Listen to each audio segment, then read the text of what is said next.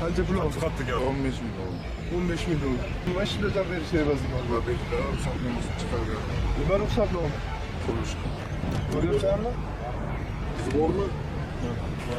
Bunda şunun namunasını alamız var.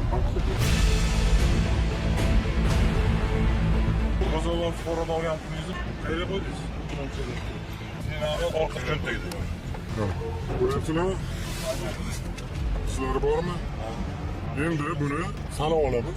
1, 2, 3, 4, 9 yillik 5 ming dollar. Endi mana ikkinchi pachkasini sanaymiz.